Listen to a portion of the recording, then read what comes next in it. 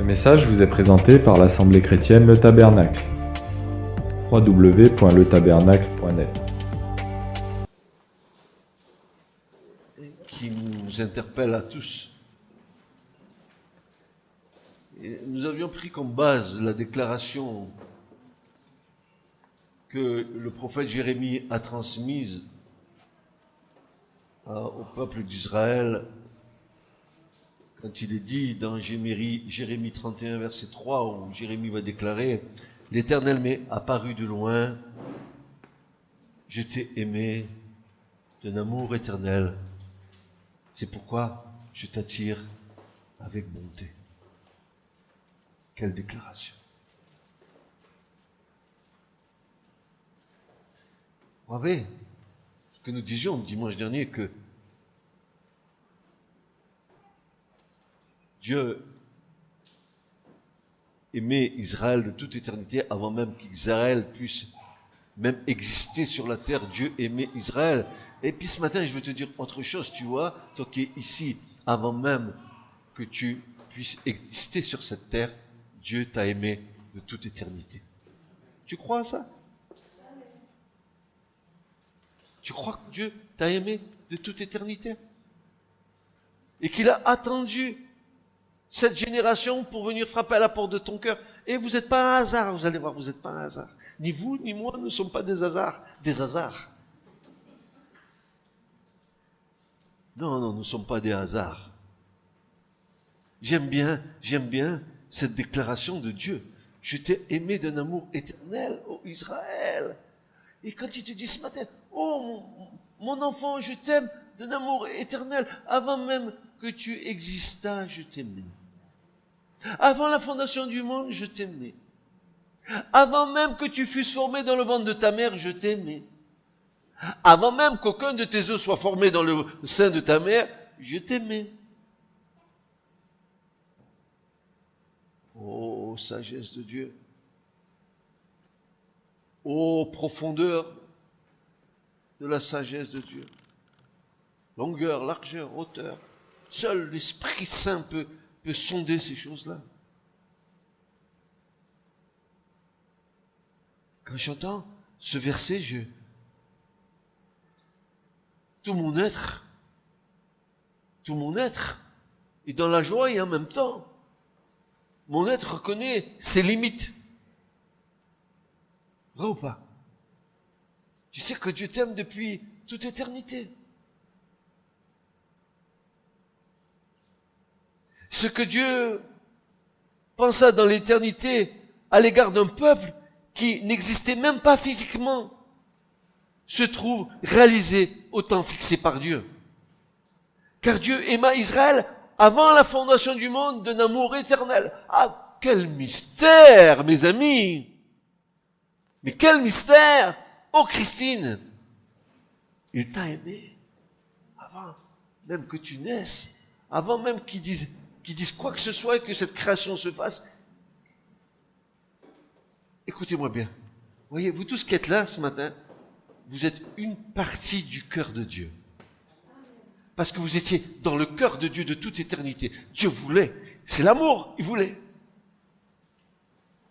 Seulement, voyez-vous, l'homme a chuté, il a péché. Et c'est ce qui nous sépare de Dieu. Pourtant, je vais vous dire ce matin une chose. Malgré que nous ayons chuté, Dieu continue de nous aimer. Car son amour est éternel. Et vous allez voir que ça implique beaucoup de choses. La parole de l'Éternel me fut adressée. Avant que je t'eusse formé dans le ventre de ta mère, je te connaissais. Et avant que tu sois sorti de son sein, je t'avais consacré, je t'avais établi prophète des nations. Ah, pose-toi la question ce matin, mon frère, ma sœur. Avant même que tu sois, n'est-ce pas, créé dans le sein de ta mère, Dieu te connaissait. Mais non seulement Dieu te connaissait, mais Dieu avait prévu quelque chose pour toi dans la génération dans laquelle tu étais en train de naître. Et toi qui es à la retraite comme moi, hein, pourquoi tu es né dans cette génération? Ah, pose-toi la question. Toi là-bas le jeune, tu rigoles. Pourquoi tu es né dans cette génération? parce que Dieu a un appel pour toi dans cette génération. Et pourquoi pas au Moyen-Âge? J'aurais aimé un Seigneur qui bagarre avec des lances. Non, Dieu a dit, vous serez dans cette génération de la fin des temps. Quelle responsabilité, n'est-ce pas? Est-ce que vous croyez qu'on est à la fin des jours? Que dit l'Esprit? Est-ce que vous croyez que nous sommes à la fin des jours? Que dit l'Esprit Saint?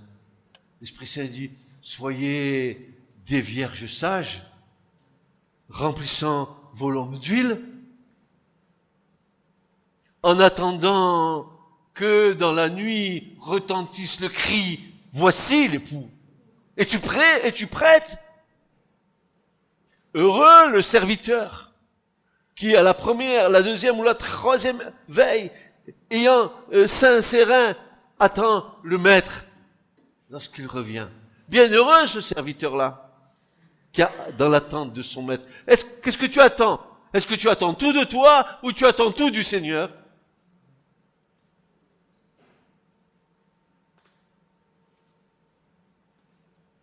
Je répondis, ah, Seigneur éternel, voici, je ne sais point parler, car je suis un enfant. Oh, t'inquiète. Il y en a un qui lui a dit, moi, tu sais, j'ai la bouche qui s'en mêle. C'était le père Moïse. Il dit, oh bon, si elle s'en mêle, ta bouche, c'est pas un problème. Aaron, il va parler pour toi. Tu n'échapperas pas à ce que Dieu a prévu pour toi. Et si tu poses tes fesses dans la religion, et si tu ne bouges pas de la religion, tu manques ton appel.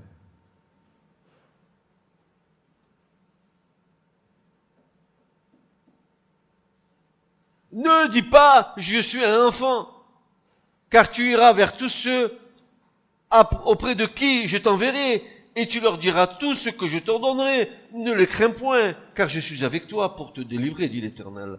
Puis l'Éternel étendit sa main et toucha ma bouche, et l'Éternel me dit, voici, je mets mes paroles dans ta bouche. Dis donc, comment la parole pourrait sortir de ta bouche si la parole n'habite pas richement dans ton cœur? Qu'est-ce qui peut sortir de toi si toi tu n'as pas mangé la parole de Dieu chaque jour? T'as vu? Je sais que ce matin tu as pris ton petit déjeuner. Même tu t'es gâté. Tu as pris peut-être un petit croissant. Hein? C'est bon. C'est dimanche matin, tiens. Un petit croissant, ça fait du bien. Mais l'Écriture nous dit, l'homme ne se nourrira pas seulement que de pain, mais de toute parole qui sort de la bouche de Dieu.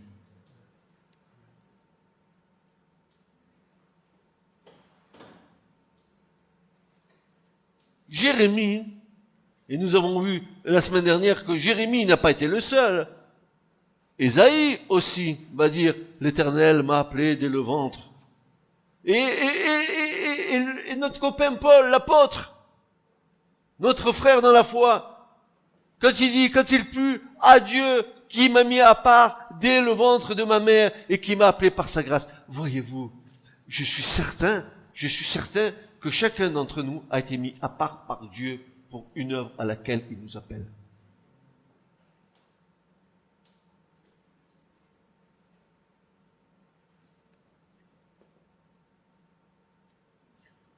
L'Église n'est pas consommatrice. On vient pas à l'Église pour consommer une prédication, pour consommer une louange. On vient à l'Église pour donner ce qu'on a reçu de Dieu. Que tout, dit Paul, se fasse pour l'édification, l'enseignement, que tout se fasse pour la gloire de Dieu. Il y a plus de bonheur à donner qu'à recevoir. Et tous ces hommes qui sont là, mais c'est toi et c'est moi. Moi, je ne suis pas Jérémie. Je ne suis que Francis. Mais le Seigneur m'a donné des choses. Et si le Seigneur me les a données, il faut que moi je les redonne. Il m'a appelé à quelque chose. Qu'est-ce qui t'a appelé qu'au salut? Comme dit certains petits chants que dans mon enfance j'ai entendu. Je suis chrétien, voilà ma gloire, mon espérance et mon soutien. mon chant d'amour et de bonheur, je suis chrétien, alléluia. Et là, ça s'arrête.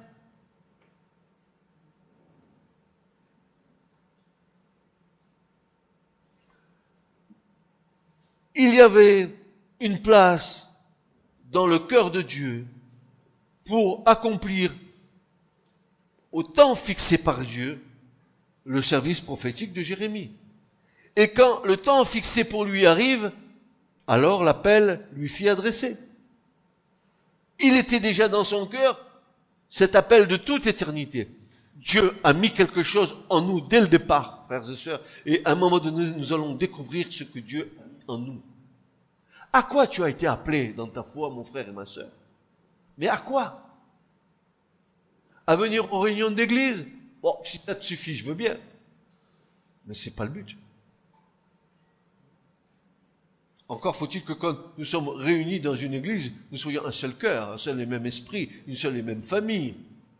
Que nous ne soyons pas divisés, que nous ne fassions pas un semblant d'unité. Car Dieu n'est pas avec les divisions, vous le savez très bien. Il y avait une place dans le cœur de Dieu.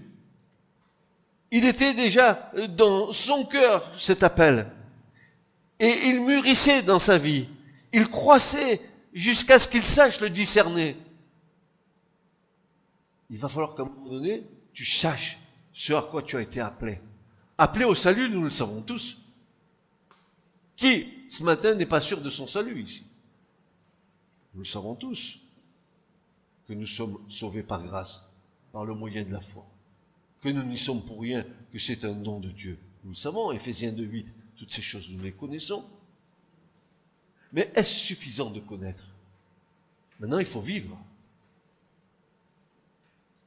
Il faut que nous vivions, frères et sœurs. Quel âge que tu es, que tu sois un jeune ou que tu sois une personne plus âgée, je vais te dire une chose, tu auras jusqu'au bout de ta vie en servant Dieu.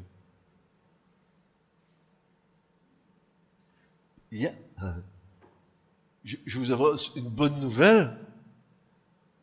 Les hommes en bas, ils sont en train de se creuser la tête pour réformer les retraites. Mais dans le royaume de Dieu, je vous annonce une bonne nouvelle. Il n'y a pas de régime de retraite. C'est parti pour l'éternité, mon pauvre. Il n'y a pas de régime de retraite.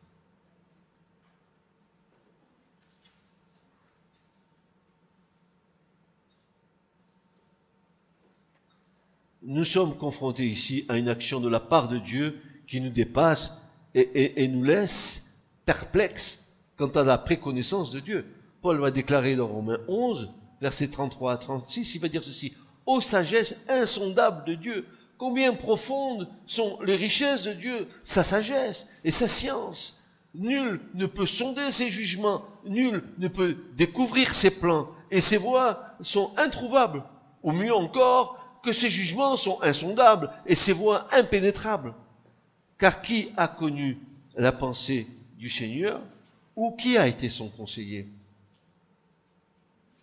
Ou qui a été le premier et lui sera rendu? Car de lui, et par lui, et pour lui sont toutes choses. À lui soit la gloire éternellement. Amen. » Donc, Jérémie est dans la pensée de Dieu dès avant la fondation du monde, et toute éternité, et de toute éternité, il a été dans la pensée de Dieu pour accomplir sa destinée prophétique au service du Seigneur. Et je pose la question ce matin: quelle est ta destinée? À quoi Dieu t'a préparé?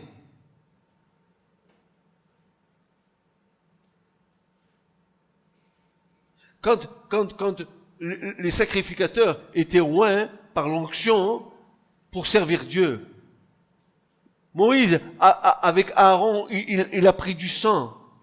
Il a oint le lobe de l'oreille droit. Il a oint le pouce droit et l'orteil droit. Ça veut dire que toute la personne du sacrificateur était purifiée et sanctifiée pour Dieu. Et Dieu t'a appelé. Les mains et les pieds sont à la disposition de Dieu. Tu fais et tu marches pour Dieu. Tu t'arrêtes pas à un salut. Tu t'arrêtes pas simplement à dire, ah ben c'est bon, je suis sauvé, je vais rentrer dans le royaume. Mais où sont les œuvres de la foi? Où est l'appel dont tu as été appelé? Qu'est-ce que tu as fait de ton appel? Au moins, sais-tu à quoi tu as été appelé?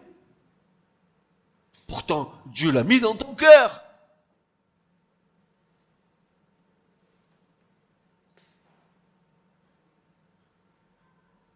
Jérémie est donc dans la pensée de Dieu dès avant la fondation du monde et de toute éternité pour accomplir sa destinée prophétique au service de son Seigneur.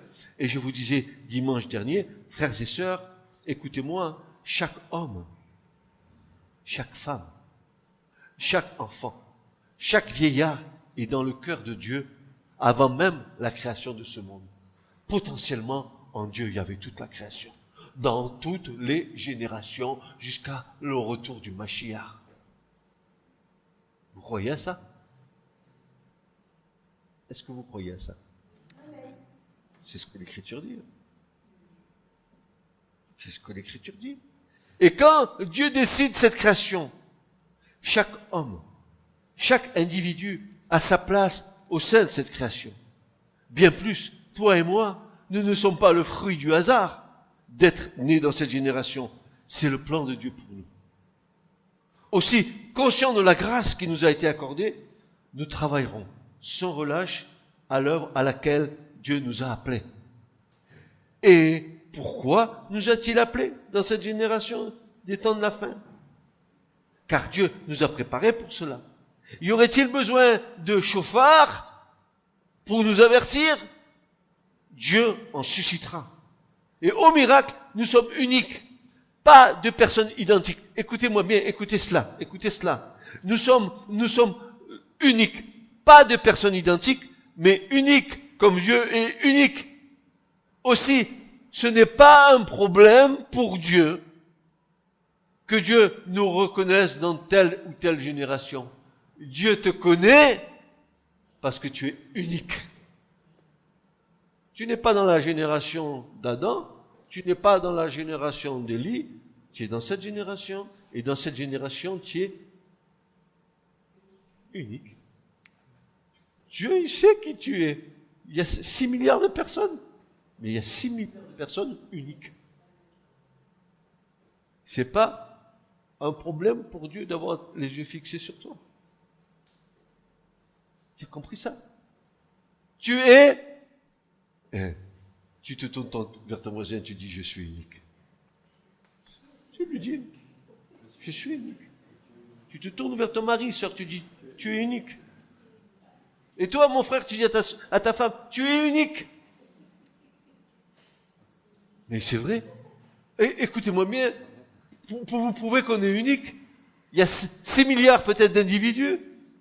Dans les 6 milliards d'individus, il n'y a aucun qui a la même empreinte digitale. T'as vu comme il te connaît? Il te connaît. Il te connaît. Et tu as beau cavaler au bout du monde, il sait où tu es. Tu as beau te cacher sous les couvertures de la couette, il te connaît, il sait où tu es. Où fuirai-je loin de ton esprit? Si je monte aux cieux, tu y es. Si je descends en bas, tu y es. Partout où je vais, tu y es.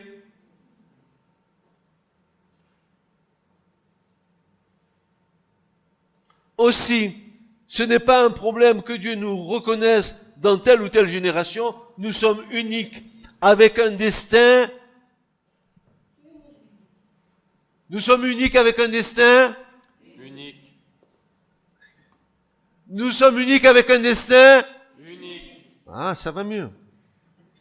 Pas de personne identique, mais unique comme Dieu est unique aussi. C'est causatif. Ce n'est pas un problème que Dieu nous reconnaisse dans telle ou telle génération. Nous sommes uniques avec un destin unique, une élection unique, un appel unique auquel nous devons répondre et dont dépend notre destinée éternelle. Nous devons comprendre sans restriction que tous ont été élus. Et là, bien sûr, je vais venir à quelque chose qui n'est pas piqué des hannetons parce que je vais démolir une doctrine dans l'église du Seigneur qui est une fausse doctrine. Je vais prendre le marteau de la parole et je vais la casser. Vous allez voir où on va arriver.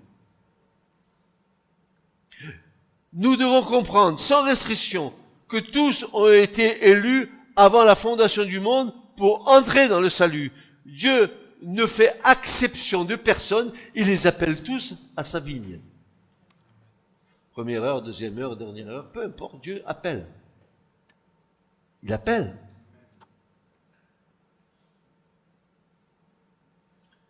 L'autre ami Pierre, vous connaissez Pierre, va dire ceci. Alors qu'est-ce qu'il a fait, Dieu le Père? Dieu le Père vous a choisi.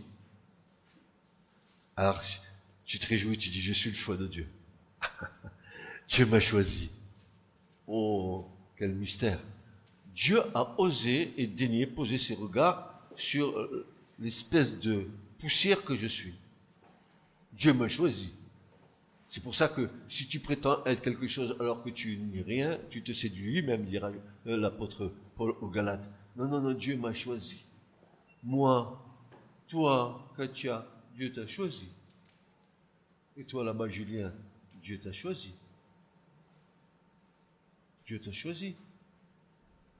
Pierre le dit, d'avance. D'avance. C'est-à-dire que tu as été élu selon la préconnaissance de Dieu le Père. Parce que le mot en grec, prognosis, c'est avoir la connaissance avant. Savoir à l'avance ceux qui sont élus pour le salut. Et là, vous allez voir, il y a un petit piège, n'est-ce pas? Conformément à son plan. Et vous lui avez été consacré par l'Esprit Saint. Pourquoi faire? Pour que tu aies une auréole? Regardez ce que dit Pierre. Vous avez été consacré par l'Esprit Saint, pourquoi faire? Pour obéir à qui? À Jésus-Christ.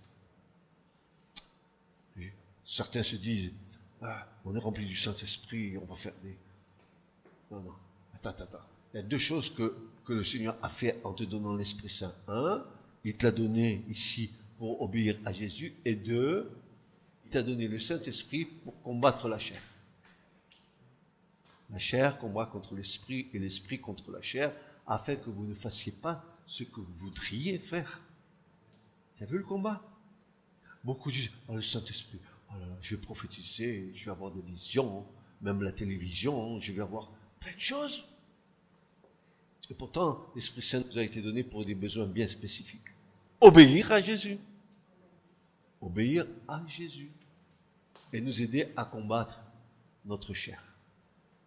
Et c'est pour ça que l'Écriture nous appelle à être remplis du Saint-Esprit. Pourquoi faire?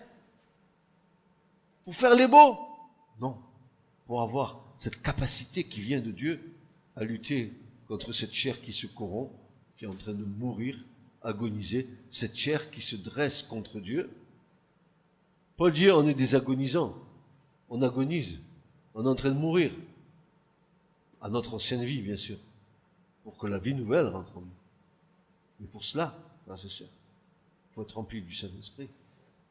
Et laisser l'Esprit de Dieu faire ce qu'il a à faire dans nos vies. Obéir au Seigneur. Car l'obéissance vaut mieux que les... Ah oui. Et prêter l'oreille mieux que la graisse des béliers, dira Samuel le prophète. Nous devons attribuer notre salut à une unité parfaite dans l'œuvre accomplie. Premièrement, l'amour du Père pour ses élus. Deuxièmement, à la rédemption du Fils. Et troisièmement, à la sanctification de l'Esprit. Voilà le plein salut.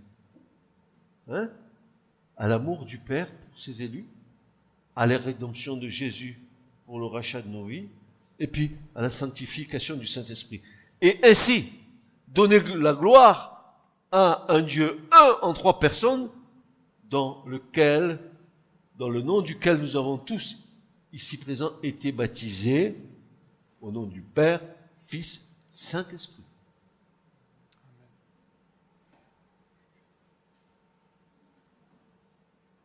Maintenant, frères et sœurs, il faut que nous mettions les choses au point, vous et moi. Il faut savoir si nous sommes bien fondés sur la doctrine. Le fait que Dieu nous ait élus avant la fondation du monde, écoutez bien, le fait que Dieu nous ait élus avant la fondation du monde ne signifie nullement que nous soyons sauvés. Alors, je répète, si vous avez mal entendu, je vais vous redire les choses et vous allez comprendre pourquoi. Le fait que Dieu nous ait élus avant la fondation du monde ne signifie nullement que nous soyons sauvés. Dieu, dit Paul aux Thessaloniciens, en 2 Thessaloniciens 2,13, il va dire ceci: Dieu nous a choisis dès le commencement pour le salut. Il nous a choisis pour le salut. Mais ça ne veut pas dire que nous soyons sauvés. Il nous a choisis pour le salut. L'élection, c'est le choix de Dieu que tous les hommes soient sauvés. Ça, c'est la volonté divine. Il veut que tous les hommes soient sauvés. Mais vous allez voir, il y a un petit piège là-dedans. C'est pas que Dieu nous met des pièges. C'est nous qui nous piégeons nous-mêmes avec nos pensées tordues. Je veux mettre cette chose au clair. Les élus de Dieu, maintenant, si l'élu, il obtient le salut, et si l'élection est le salut, alors l'élection doit précéder le salut. Les hommes sont sauvés uniquement lorsqu'ils croient en Christ, non quand ils sont élus. Dieu potentiellement avait prévu que tous les hommes soient sauvés. Mais pour que tu rentres dans le salut, il faut que tu aies cru en Christ. Amen. Ça coule de source. Et ça remet en question beaucoup de choses. Les élus de Dieu sont installés dans une position de sainteté par l'appel efficace et le travail rapide du Saint-Esprit au travers duquel ils deviennent croyants en l'Évangile. Ils sont installés dans une position de sainteté par l'appel efficace du Saint-Esprit pour le salut. Tout à l'heure, nous disions avec le frère, nous disions ceci que le salut et l'appel au salut, c'était la décision de Dieu de vouloir appeler tous les hommes au salut.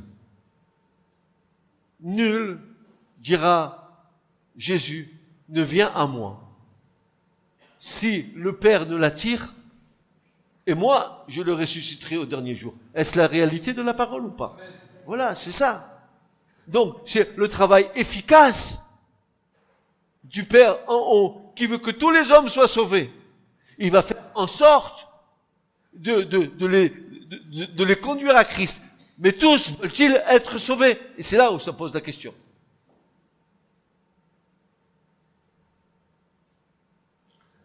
Le président Macron, on va faire un peu de politique ce matin. Le président Macron n'est pas devenu président quand il a été élu, mais quand il a été investi dans sa fonction. Il n'y a pas seulement une élection, mais il y a eu aussi une installation.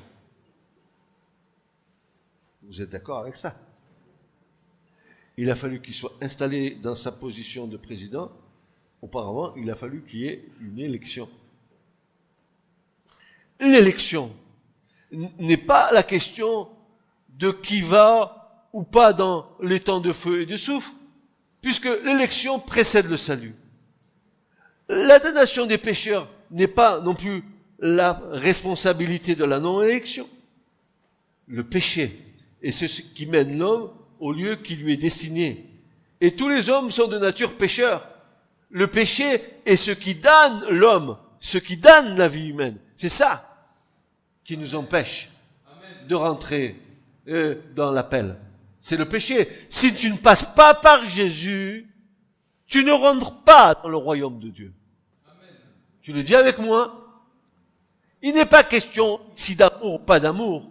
Il est question de justice de Dieu. Il est question d'une justice qui est issue de l'amour de Dieu.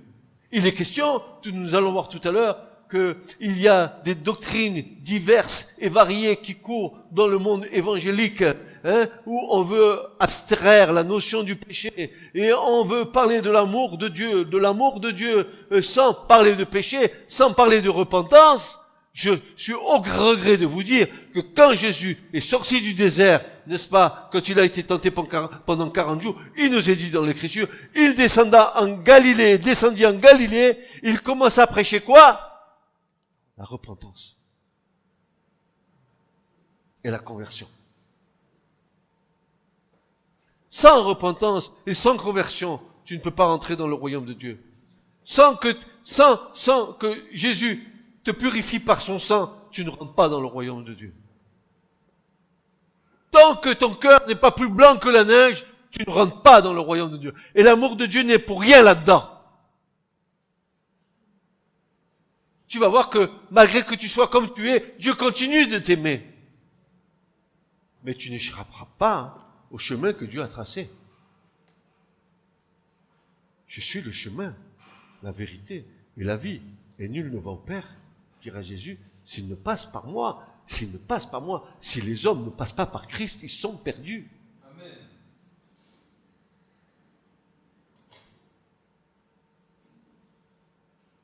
Donc, tout homme est dans le cœur de Dieu, dans l'élection.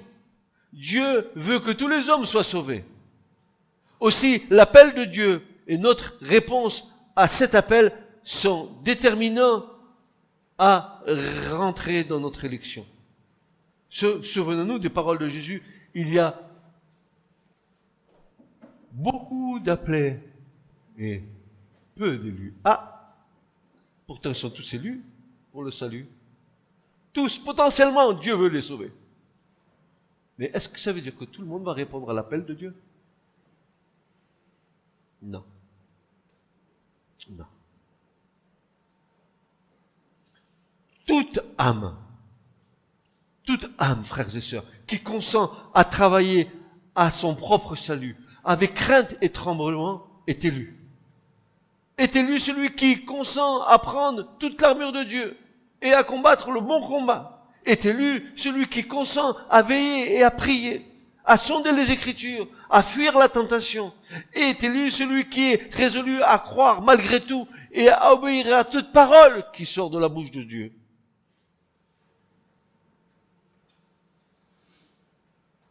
Le salut est accordé à celui et à celle dont le caractère est en harmonie avec la loi divine. Les 10 paroles, tu ne voleras pas, tu ne commettras pas l'adultère, vous les connaissez, les 10 commandements? Certains disent, mais, c'est fini la loi. La loi, c'est fini. Mais c'est la loi du royaume. Vous plaisantez, la loi, c'est terminé. La loi, elle est éternelle parce que Dieu est éternel.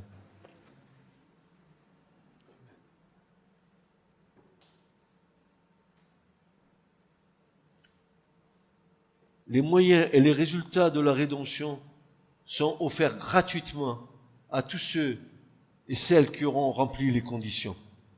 Voyez ce que déclare David dans le psaume 4, verset 3. Mais sachez que l'Éternel s'est choisi l'homme pieux. Éternel écoutera quand je crierai à lui. Et c'est ce qui est intéressant, c'est les choix des mots dans ce verset. L'Éternel s'est choisi, dit David. Ça veut dire que l'Éternel a mis à part. Il a séparé l'homme pieux des impies. Il les a mis à part. C'est lourd de sens, car cela concerne directement la sanctification, sans laquelle nul ne verra le Seigneur. Dieu t'a mis à part pour le salut, pour la sanctification de ta vie, pour la consécration de ta vie.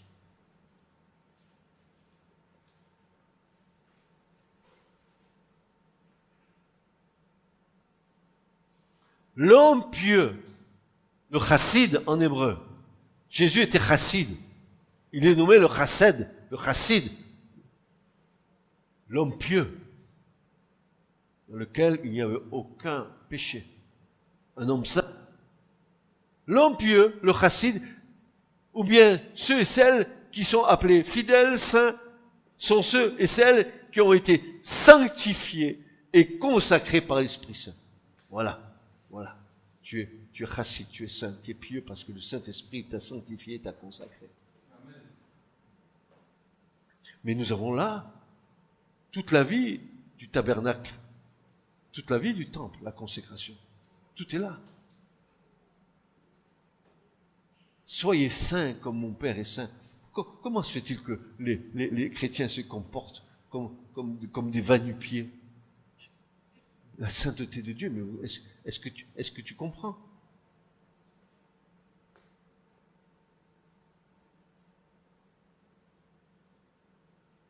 Haïr le mal, dira Proverbe, c'est le début de la sagesse.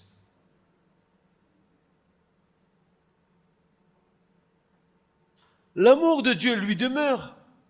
Et c'est là où je peux en venir. L'amour de Dieu lui demeure. Car Dieu a tant aimé le monde. Il désire que tous les hommes soient sauvés.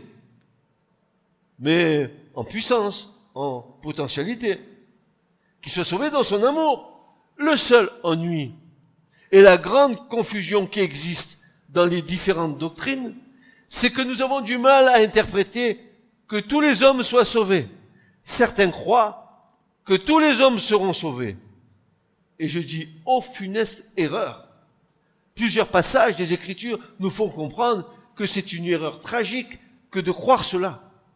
Je rappelle devant vous, mes frères et sœurs, je rappelle ceci, que nous ne pouvons pas entrer dans le royaume de Dieu sans la nouvelle naissance. Que la chair et le sang, dira Paul, ne peuvent hériter du royaume de Dieu. Et si tu n'es pas né de nouveau, si tu n'as pas reçu l'Esprit de Dieu, ne crois pas que l'amour de Dieu va te faire entrer dans le royaume. Écoute, pas fini, tu vas entendre encore des choses qui vont te faire dresser tes cheveux sur la tête. Mais je veux te les dire. Je veux pas te taire. Il va falloir que tu comprennes. Il va falloir que tu rectifies tes doctrines. Parce qu'elles sont fausses. La deuxième chose, c'est, la première, Paul dit dans 1 Corinthiens 15, 50, « Oh, je dis ceci, frère. » Il affirme, « Je dis ceci, frère. » 1 Corinthiens 15, 50, que la chair et le sang ne peuvent hériter du royaume de Dieu et que la corruption non plus n'hérite pas de l'incorruptibilité. Il le dit, Paul, c'est clair, c'est net et c'est précis. Deuxièmement, que Dieu demande à l'homme, c'est une demande de Dieu à l'homme de choisir la vie, c'est le choix de l'homme. C'est pour ça que si tu dis que l'amour de Dieu il sauve tous les hommes n'ont pas choisi. Or, il y a un choix de Dieu. Et l'Écriture nous dit, j'appelle aujourd'hui, Deutéronome 30, verset 19, j'appelle aujourd'hui à témoin contre vous les cieux et la terre. C'est pas n'importe quoi.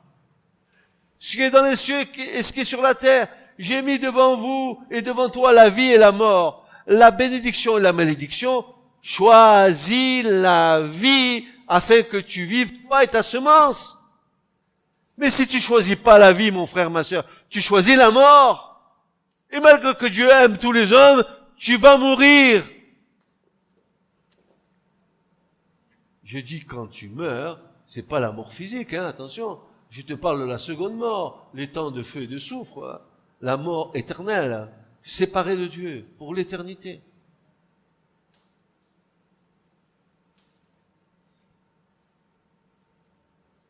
Et puis, il y a un troisième passage de l'Écriture qui dit que ceux qui refusent la grâce, la colère de Dieu demeure sur eux.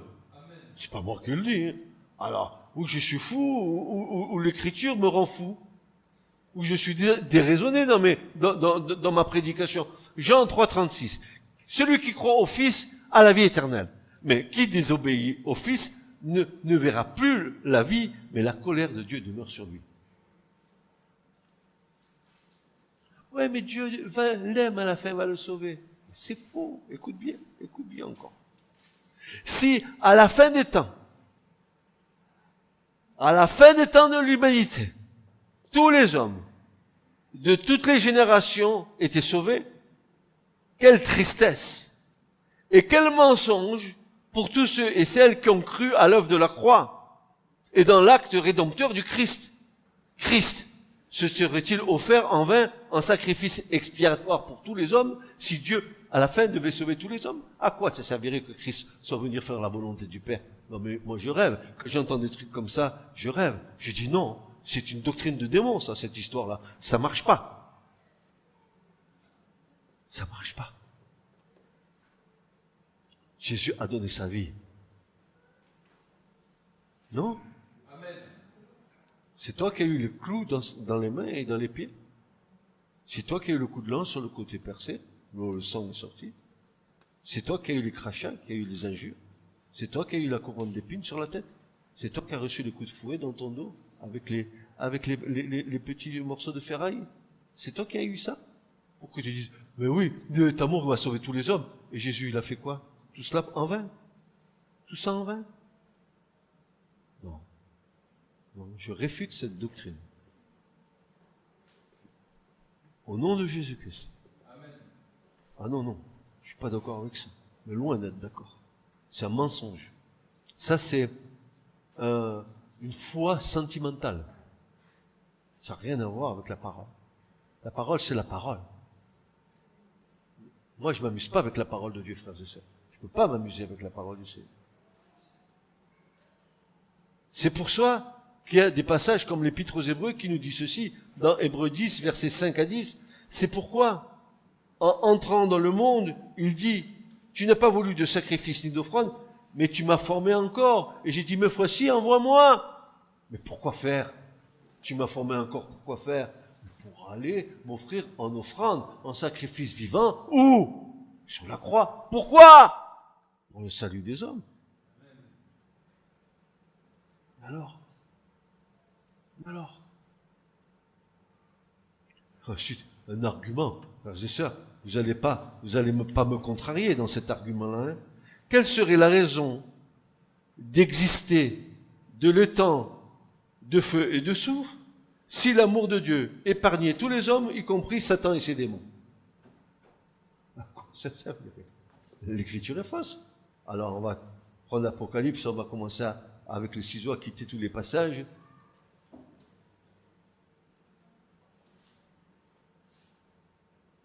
Maintenant, une question se pose à nous. À quoi servirait la justice de Dieu qui mena Christ à la croix à cause du péché et celle du royaume de Dieu si tous les pécheurs étaient sauvés sans repentance et sans nouvelle naissance?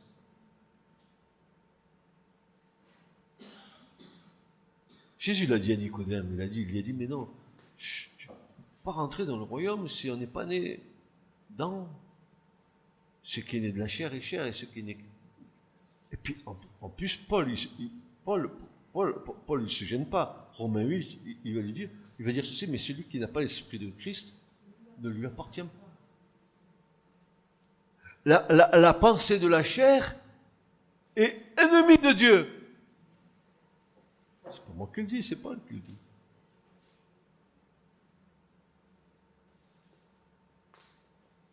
Voyez-vous, le sentimentalisme chrétien n'a rien à voir avec la réalité du royaume de Dieu. Rien à voir. Un autre passage des Écritures qui est archi connu et que nous citons volontiers nous montre que si Dieu a tant aimé le monde, et alors ça, les chrétiens le connaissent, celui-là. Jean 3,16. Dieu a tant aimé le monde qu'il a donné son Fils unique avec qui contre lui ne périsse pas, mais qu'il ait la vie éternelle. Allez, Jean 3,16. Archi connu. A tant aimé le monde qu'il a donné son Fils unique afin que qui croit en lui ne périsse point.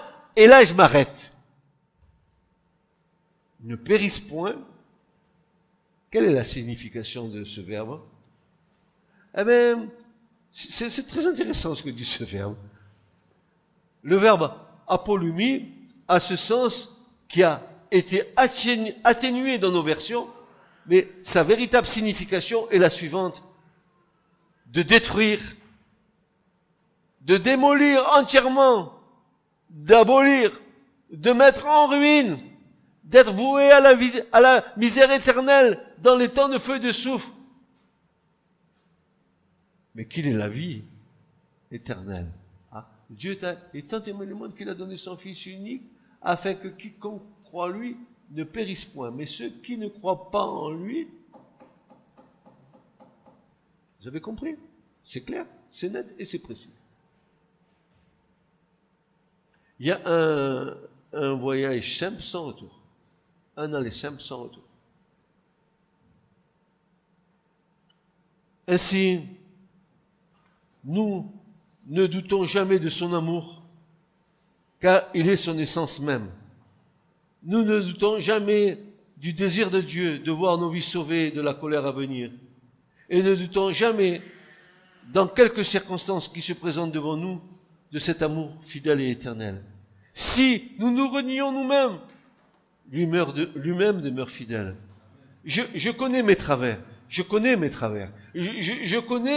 défauts, je connais mes mochetés, je connais mes vaines paroles, et la liste n'est pas limitative, mais son amour demeure le même à mon égard, ainsi que mon amour pour lui. Ce qui nous sauve, frères et sœurs, c'est la réciprocité de l'amour que le Saint-Esprit a répandu dans nos cœurs.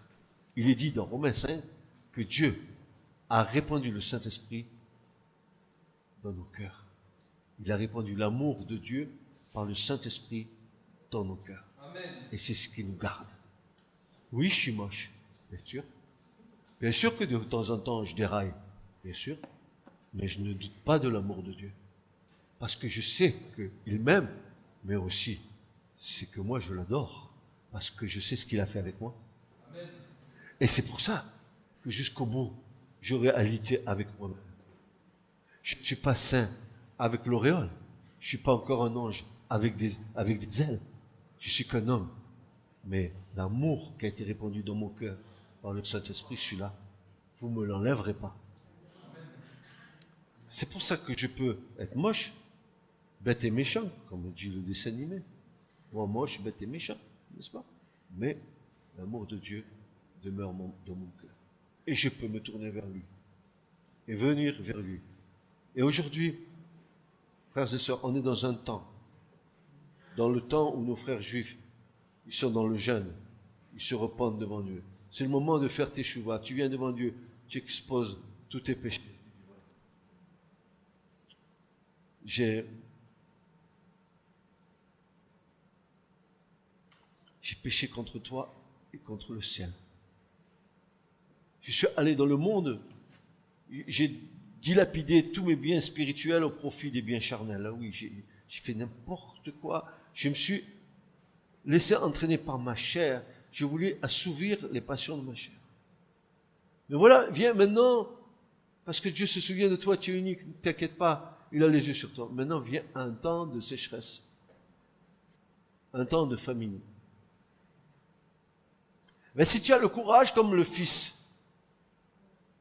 de dire, j'ai péché contre toi et contre le ciel, Père. Je reviens à toi. Et le Fils revient vers le Père, et le Père qui le voit arriver au loin, il va dire cette chose magnifique. Mon fils qui était mort, voici, il est revenu à la vie. Allez, on va lui mettre l'anneau, alliance. On va tuer le veau gras. On va le mettre au bénéfice du sacrifice de Jésus. Allez, viens mon fils. Tu étais perdu, tu avais quitté mon cœur. La place que je t'avais donnée dans mon cœur, tu l'as quittée pour faire ta volonté. Mais j'accepte que tu reviennes dans mon cœur. Viens. Et le Seigneur le fait. Vous croyez au pardon de Dieu? Amen. Si le Seigneur nous appelle à pardonner 70 fois nos frères et sœurs, l'Écriture nous dit qu'il y a un pardon éternel auprès de Dieu afin qu'il soit craint. Voilà. Afin qu'il soit craint. Au lieu de céder au désespoir, remémorons-nous l'amour de notre Père dont notre Père nous a fait don. Nous sommes des enfants chéris, nous sommes ainsi destinés à la paix, à la joie et non au désespoir.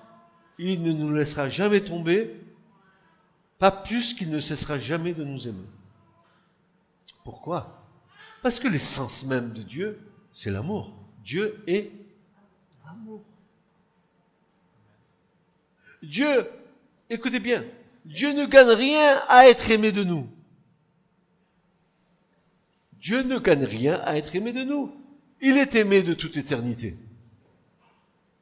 Et de même, lorsque le Fils s'offre en sacrifice, ce n'est pas pour être davantage aimé par nous, puisqu'il jouit d'un amour parfait et infini de toute éternité.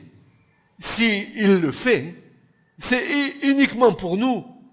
Il n'y gagne rien, mais nous y gagnons tout. Donc si Dieu, au sein même de mon être, se donne le cadeau de l'amour depuis toujours, pourquoi nous demande-t-il de l'aimer en retour? Si ce n'est pas pour lui qu'il le demande, ben c'est certainement pour nous. Oui, si Dieu nous demande de l'aimer, ce n'est pas pour lui, mais pour nous faire participer à cet amour qu'il vit, lui, de toute éternité. C'est nous qui avons besoin de cet amour, pas lui. Pas lui. Et pourtant, je n'hésite pas à dire ce matin que j'aime mon Dieu de tout mon cœur, de toute ma force, de toute mon âme, de toute ma pensée, et que bien sûr, avec la grâce de Dieu, je pourrai aimer mon prochain comme moi-même. Amen. Amen. Soyez bénis. Soyez bénis. Ce message vous a été présenté par l'Assemblée chrétienne Le Tabernacle. www.letabernacle.net